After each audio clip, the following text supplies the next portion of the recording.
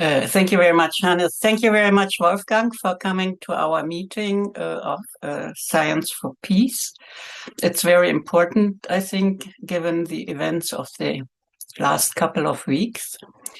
I think your topic is highly important, and it's important to us discussing for 4 years on and off on the war in the Ukraine and the involvement of our countries in it. Wolfgang Streek is an eminent, internationally renowned sociologist. He studied at the University in Frankfurt, Johann Wolfgang Goethe, and then at the Columbia University in New York. He taught sociology at Wisconsin until 1995, and then he became director of the Max Planck Institute for the Study of Societies, which he headed until 2014. He wrote a number of important and famous books. The list you can see on the poster for today. I will not read them to you. I rather save the time for Wolfgang and our discussion. So Wolfgang, the floor is yours.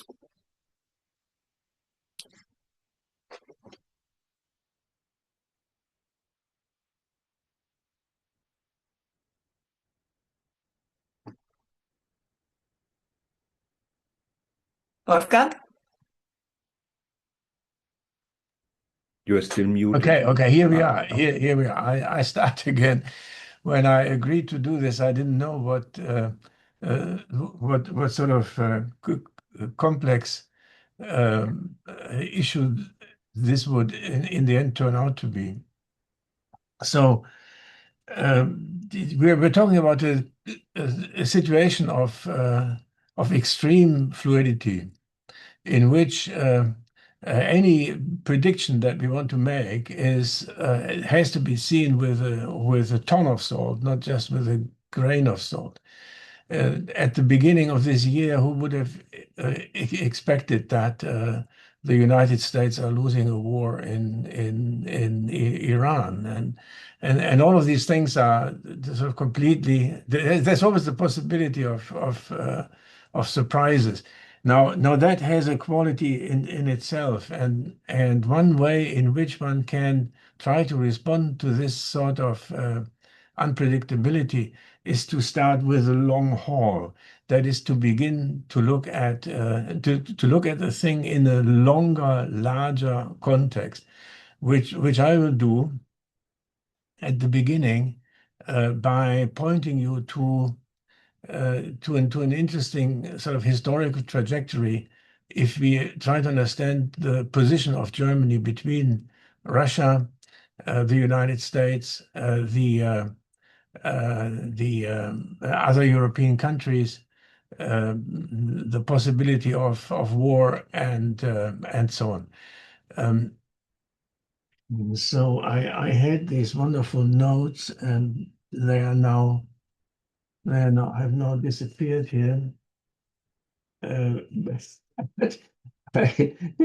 Yeah, I can try to see the world that we live in is the world of the evolution of the modern global state system.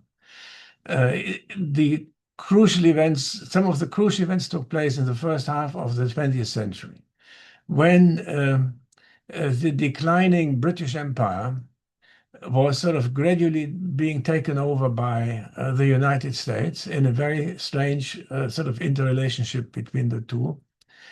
And there were basically two rebels in this world, Japan and Germany, who didn't quite fit into this new design.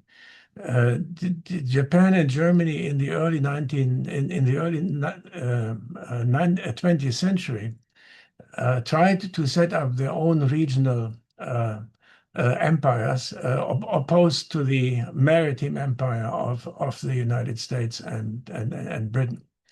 They took very similar courses. Trying to build a zone of influence, as Carl Schmitt has called it, Einflusszone. Each of them looked at a large country in their vicinity, which they try to conquer with incredible not just power but cruelty, cruel use of arms.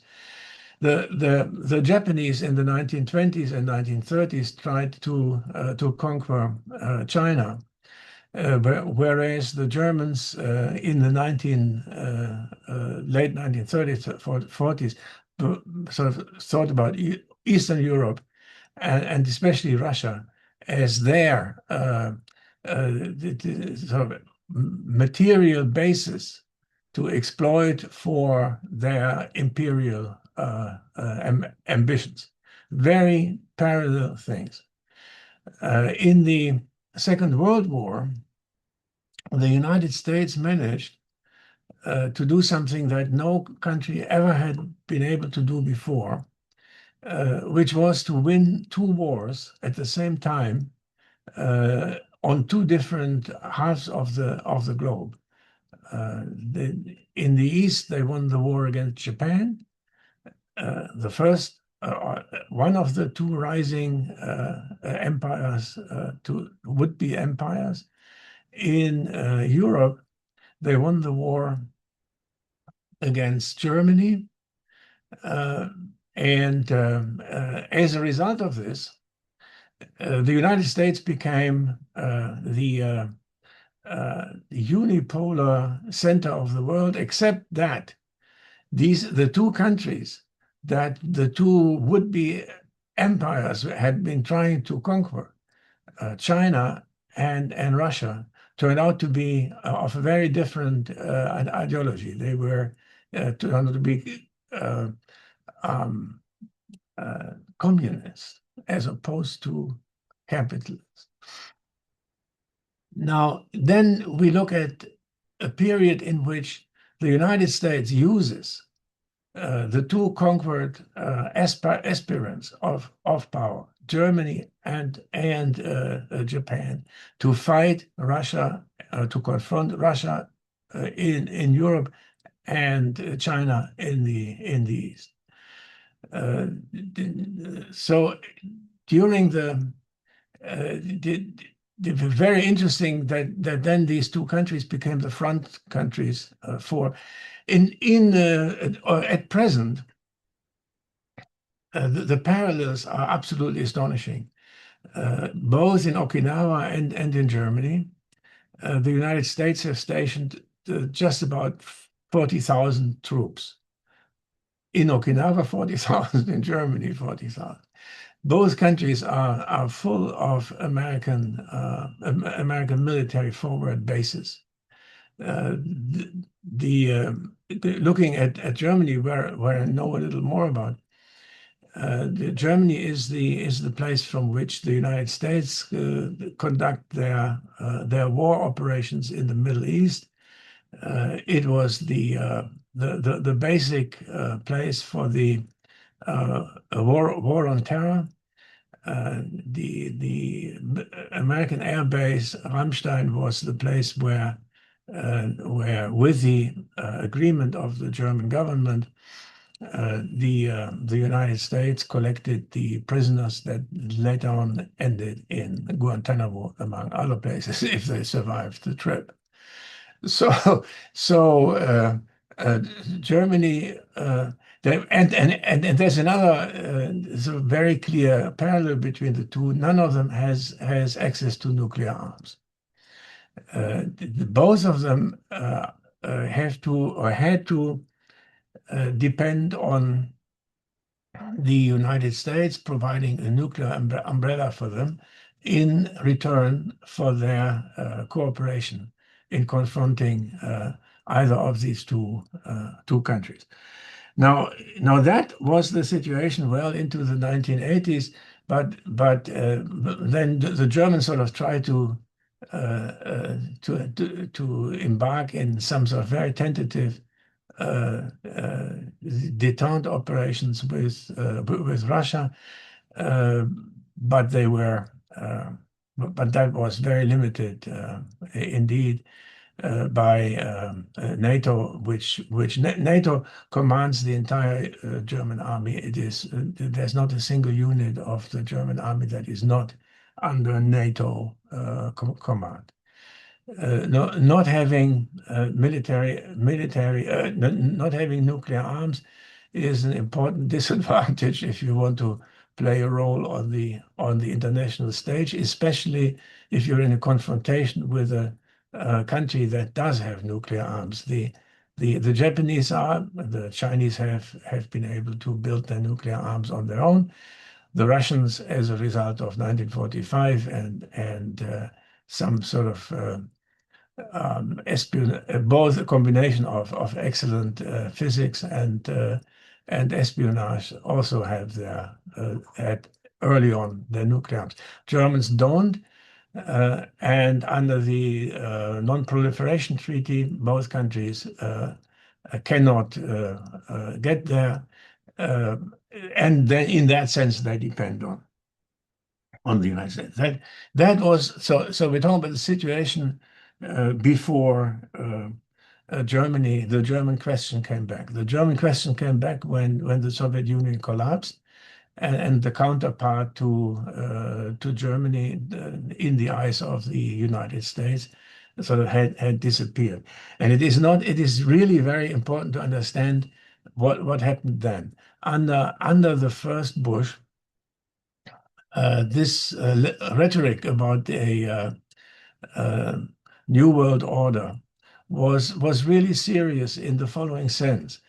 Bush believed that with the disappearance of the Soviet Union and China under Deng Xiaoping having turned capitalist for American practical purposes,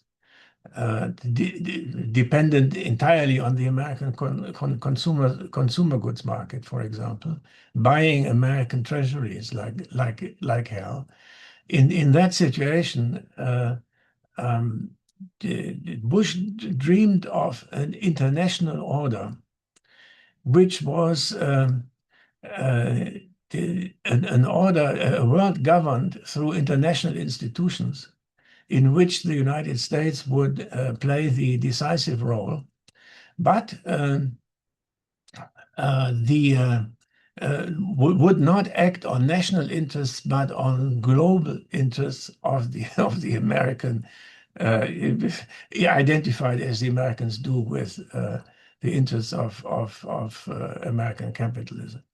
The first Gulf War was the epitome of this development. It was conducted under a United Nations mandate, with Russia and China on the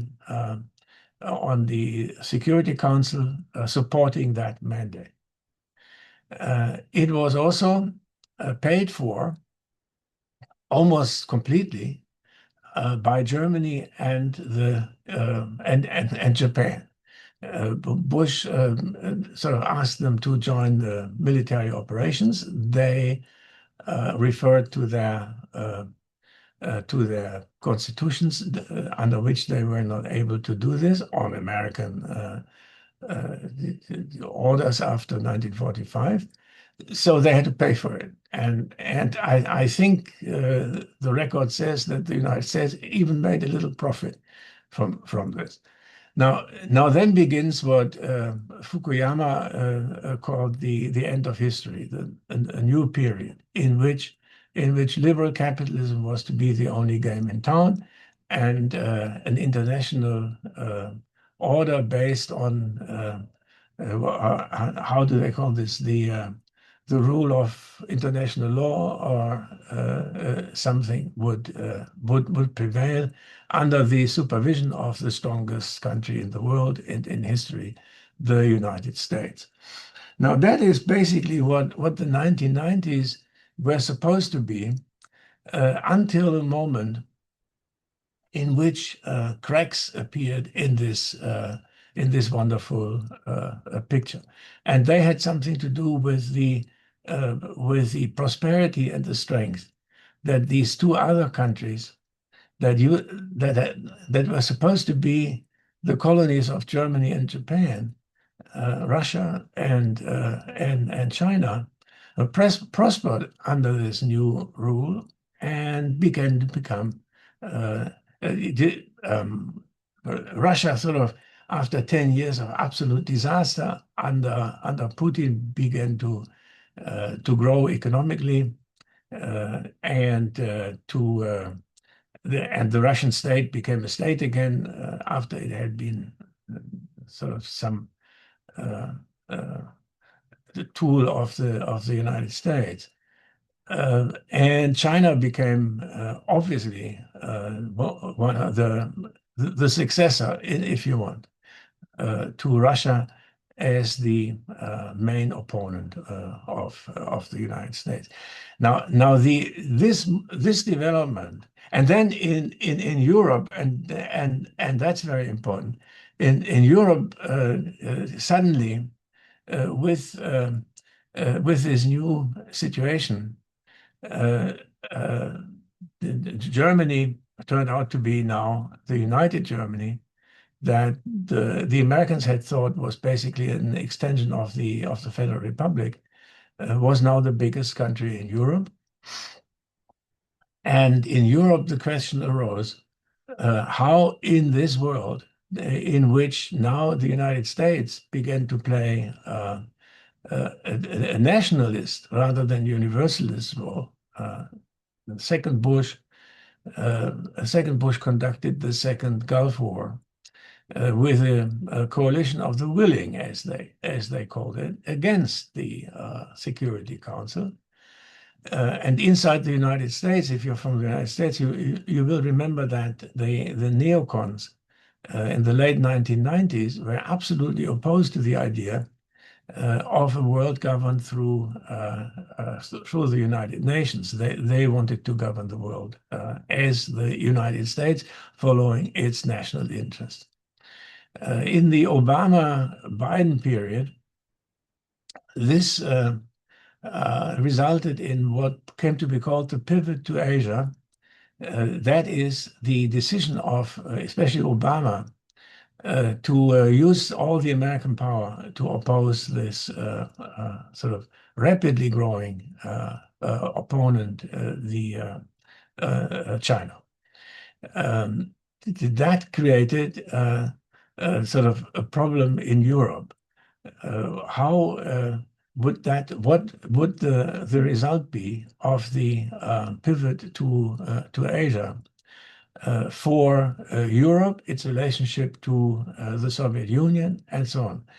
And in that context, you see, or to Russia, of course. In that context, you see how the neocons began to play the Ukrainian card. Bush had been playing that card for a while by trying to basically pull into the ambit of the United States, not of the new world order anymore, the various states that had been part of the Soviet Union in the Caucasus and elsewhere, Baltics and so on, and building them into NATO, which replaced the United Nations as the main tool of American foreign policy. Remember that at the end of the 20th century, NATO had changed its charter for the so-called out-of-area operations. From then on, NATO under American leadership had opened up for itself the possibility of being deployed anywhere in the world together with the American military. By that time, under Bush, America had roughly 850 military bases all over the world. Russia now has 3 or 4, and China, as far as I remember, 2. So it's really something. It's really a big thing, and this idea of American ideology that basically America was a world government in waiting it only had some with the development of the world, progress of history. Basically, America would be able to absorb the rest of the world, or vice versa. The rest of the world would be calling for the United States to restore and preserve order. It is in this context that the Ukrainian war must be seen, in a context of a switch on the part of the United States under the neocon policy of the early 21st century, back to a confrontational position, both to China and Russia, with the need to discipline their two major foreign bases, Japan and Germany, to take part in this operation. For the United States, that the particular sort of sweetener of this was that under Obama, the United States, through shelf oil, reached autarky with respect to energy, and therefore had all the tools to force the Germans to give up their so-called dependency on Russia with respect to oil and energy, on oil and gas. That started long before, or that started early in the century, the moment Obama, in an unguarded moment, you may remember that after the end of a conference, the microphones had not yet been switched off, when he said something like, "Russia is only a mid-sized power these days, and we'll show them their place." So if we talk about what is going on in Europe now, very crucial question. What happens to the engagement of the West in Ukraine after the end of the Obama-Biden period, where we cannot be sure, and nobody can be sure, to what extent the present American government or future American governments will still have an interest in Europe. The premise of what I'm trying to tell you is that I cannot believe that any American president can actually command its military or his military to evacuate Okinawa or Germany. These are the two basic great prizes of the Second World War, and they are the places where the American military has invested an enormous amount of technology and social, you can say social hegemony in both countries. I think that whatever Trump tells us about make America great again by adopting some sort of isolationist policy, they will never go out voluntarily go out of Japan and Germany, which includes that they will insist on these countries having to depend on the American nuclear protection, and having to take an oppositional or a position against China on the one hand and Russia on the other hand. I will now say something on the present situation in Europe under these conditions. It has to be seen under these conditions. What is now the dominant thing in Europe is a great sense of uncertainty among the European political class as to what the Americans will do next. It is important to say that, as far as I can see, in no European countries except France has there been in the past something like an independent strategic discussion on where their country, how their country will deal with the changing international structure, especially the rise of China and the rise of Russia in the context of the decline of the United States. The French have an old project, which is Europe as a third force in a bipolar world, making it a tripolar world. And that Europe is led by France, especially France as member of the United Nations Security Council, plus a nuclear power,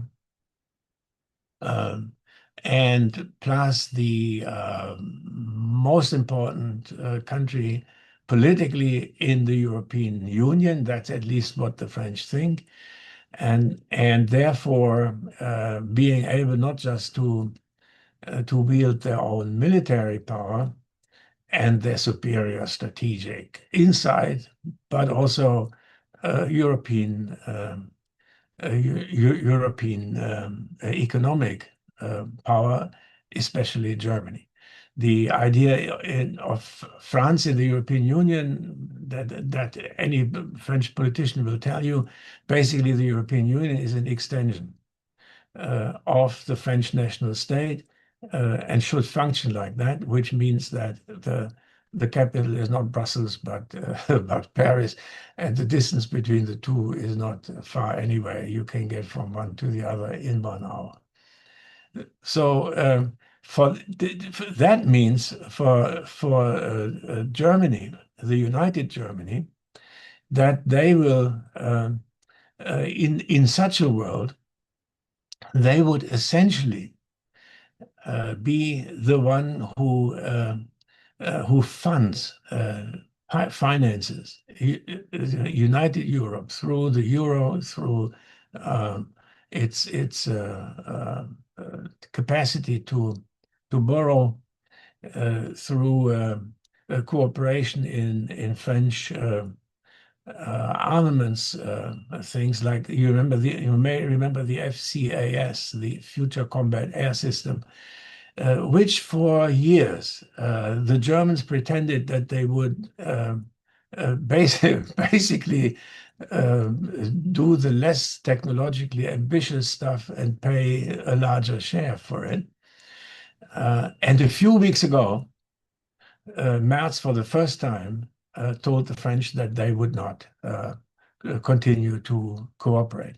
FCAS was something that was seen by the German military as sort of technologically overdone, impossible. It was a sort of air combat system that consisted of 6th-generation bombers, of satellites and drones, sort of cooperating around the globe, operating around the globe, and coordinated by, of course, the French Supreme Command, because France, there's one doctrine among other doctrines in the French foreign policy, that the French nuclear arms will remain French, and that they cannot be that they cannot be shared in any way with anyone. I remember that already in the 1960s, when the French foster fart became very expensive, they asked the Germans to pay for part of it, and there was a considerable number of West German politicians who were not totally against it, because they didn't trust the American nuclear umbrella. You don't trust another country's nuclear umbrella anyway. It's always the question: will you sacrifice New York for Berlin, or will you sacrifice Paris for Berlin? That is an unlikely proposition. So at the time, the so-called Gaullist wing of the German military establishment sort of was interested in exploring with the French what that offer meant. And what it meant was that there would be some sort of cost sharing, but then the Germans asked for the goal catalog, the target catalog of the French nuclear force, and they were not allowed to look at it, which was clear why, because the targets were all in West Germany. The idea was to stop the Russian army crossing into West Germany, and then use battlefield nuclear arms. But unfortunately, that battlefield was in West Germany. That made it impossible for the Germans to pay for their own destruction. So these days, that is the problem today. With the question of Europe becoming a united force, establishing itself as an autonomous global player, like certainly China and the United States and perhaps Russia. The last days of Starmer in London were spent trying to talk to Macron about a European nuclear capability that one could offer the Germans for continuing their support for the war in Ukraine. And now we get to that war. It was basically sort of the question now is what do the Americans intend to do with it? The Americans have so basically suggest that the Europeans pay for it because they really are very much concerned with the Chinese Sea and they are trying to shift resources to China. I also think that the American military cannot be happy with the situation in the Middle East. They see. I don't know if you follow these discussions in the United States. The Greek historian Thukydides is a big issue for the. It is very frequently read now by American military strategists. He analyzed the Peloponnesian War in terms of the one nation having failed, the sitting hegemon having failed to attack the rising counter hegemon early enough so that they could actually win the war.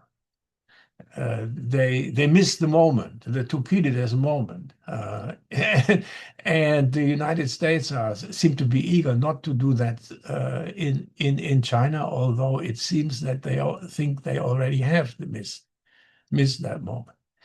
So resources being pulled out of Europe, meaning that basically the question comes up: who can fill in for the Americans? Now, economically, it must be Germany, and there is also sort of a certain German interest among German capital, because if that war was over, someone would have to rebuild Ukraine, and then there would be investment opportunities, cheap credit, and so on and so on. So they are already thinking about rebuilding Ukraine once the war is over. And that is one thing, the economic thing. The other thing that the Germans see here is that they are now the biggest conventional army in Europe, and they will. The plan is that they grow considerably in coming years. That new army will have to be armed, and with in the German situation of a manufacturing crisis, there is this very tempting idea of Germany sort of becoming a principal producer of military armaments, especially advanced ones. Now, I understand that in order to design and produce very advanced weaponry, it is important to have a war where you can try them out and also think about civil applications of military technologies, and then convince future customers that the stuff has worked even under fire, which seems to be a successful sales pitch in some areas.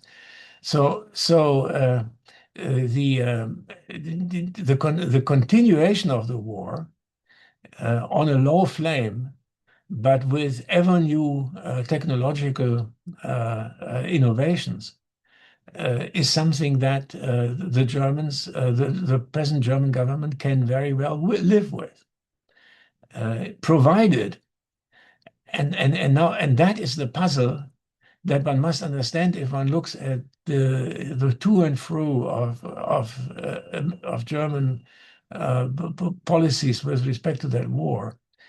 Except that the question of the American nuclear backup is bigger than ever, because you don't know whether the Americans will actually, under Trump, very unlikely not. So for what sort of thing would nuclear arms be needed? It's important to, of course, as physicists and physical scientists, you may know a little bit about this. It is not the idea that we're talking here about bombs that wipe out entire cities. Both sides do have such bombs, but the beginning of a nuclear war is battlefield nuclear arms.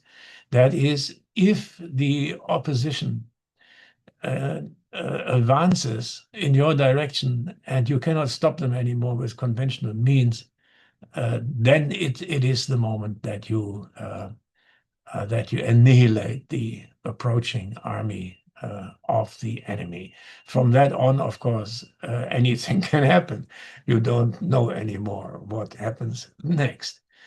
But if you as Germany have the biggest conventional army in this war, the possibility that it will be your troops that will have to be at the front line if the war intensifies, that probability is very high.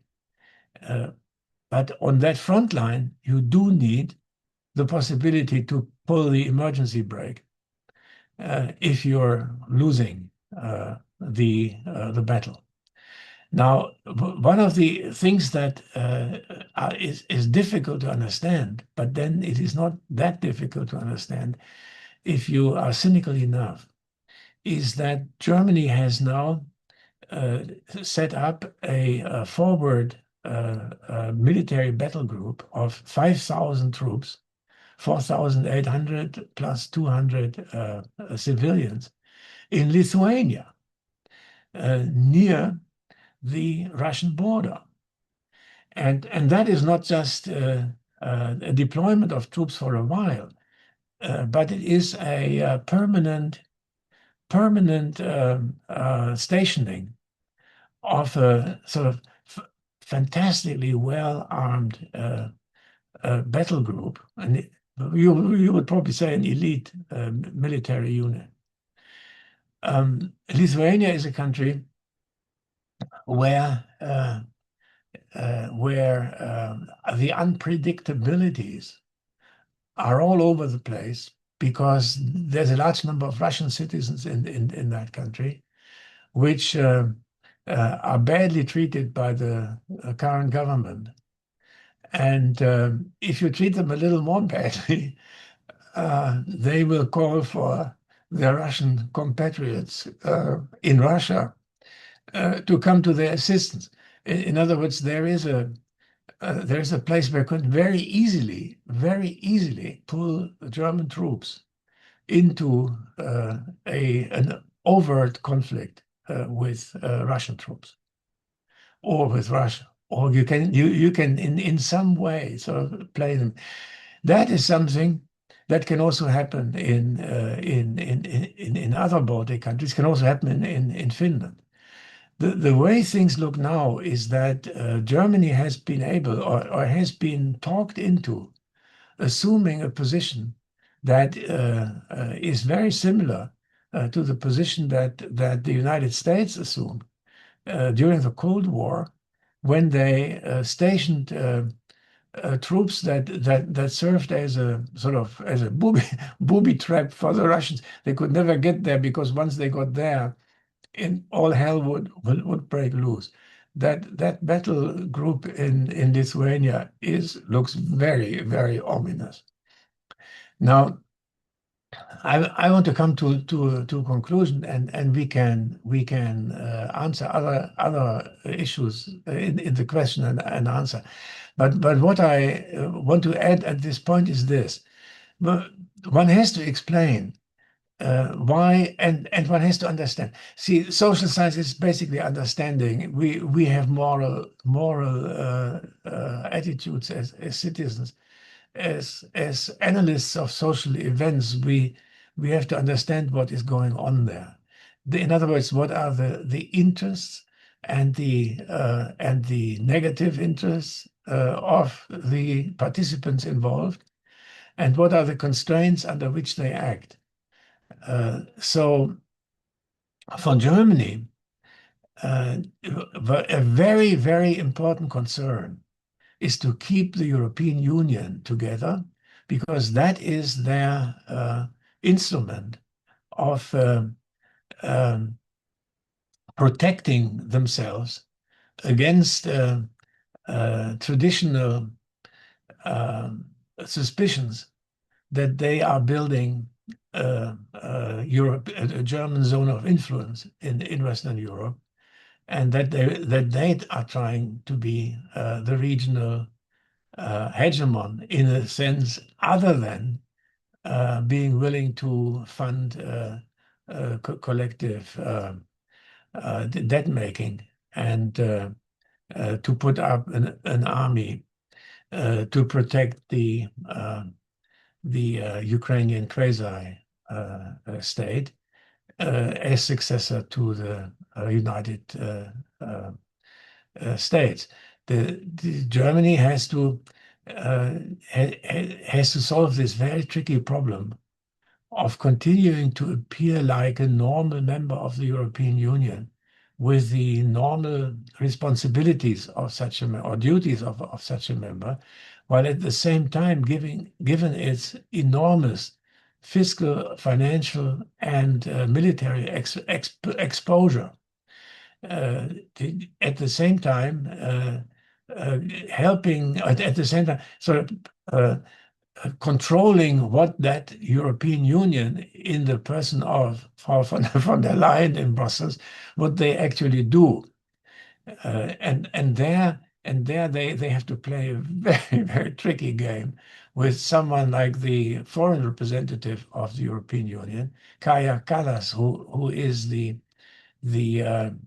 son of a former prime minister and the daughter of a former prime minister of her country in the Baltics. It's not Lithuania, I think it's Estonia, very, very tiny country, where Russophobia is so deeply ingrained that almost everyone believes that the best way to exist in Europe would be to slice Russia into 4 parts, in the same way as the Allies have sliced Germany into 4 parts after the German defeat in 1945.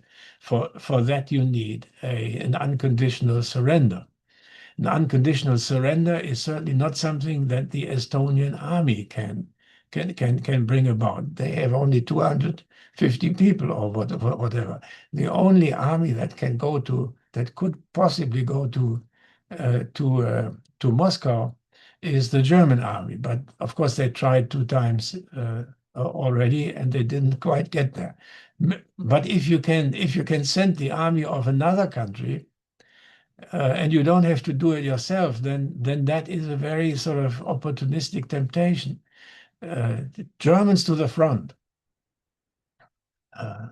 and the Germans have the problem that they do not want to be ostracized as being unwilling to go to the front, but at the same time they cannot really defend themselves if it came to the crunch at the front. So I think a very final point would be this. Generally, one thing that should make you really feel scared. Something that's really scary is how this present wave of militarization, ideological, economic, foreign policy-wise, fits into the deep-seated problems and crises of Western European countries. For example, they have to legitimate to their citizens that they take up more, that they borrow more. So once you're in a war, borrowing is easy. They also need to find some way of rejuvenating their industries. The military, it really is easy. That is easy to justify. It is for our survival. Up to 4 years ago, one of the most important issues in Western Europe was environmental protection. Now, a war is the greatest possible destruction of the natural environment that you can imagine. Now, whether we have what do you call it in German, Feinstaub in the air in Stuttgart, it's a totally ridiculous problem compared to what can happen and what is happening when you send out the tanks to the battlefield. It's an absolute disaster. I remember a statistic that even in periods of peace, the American military was emitting sort of CO, in Germany we say CO2, at a level that would, if it was an independent state, would make it the 4th largest emitter of this stuff in the world. Just imagine when they practice flying around with these wonderful planes. It's unbelievable, and that discourse has completely disappeared. Now it's serious. It's no longer this sort of ridiculous stuff about the environment. It's serious. It's our survival against an existential enemy, as Carl Schmitt called them. And there you can emit into the environment whatever you want. You also have sort of a political crisis in countries. The center is breaking. On the left and on the right, the center is sort of eating into the fringes are eating into the center. What is better suited for creating national unity in countries whose nationality is in question, giving the globalization and internationalization of the political system? What is better at creating national unity than a credible enemy? And given the modern means of propaganda, the modern capacities of telling so-called narratives, given that it is not difficult to hope for the ruling political establishment that they can overcome national dissent, the national lack of consensus by going to a war that can last forever. You only make sure that you don't lose, and you need to have willing fighters. The Ukrainian nationalists are now paying, I think, from European money, a monthly salary to troops at the front of 8,000 euros, which is, I think, 16 times as much as Ukrainians normally get. You can also hire people from other countries. There's but as long as the war continues, you can sort of try to impose ideological and political discipline on your population. A very, very great temptation at a time in which such discipline seems to be waning in our capitalist political economies. I stop here, and I'm willing to answer to the extent of my abilities to any question that you may have.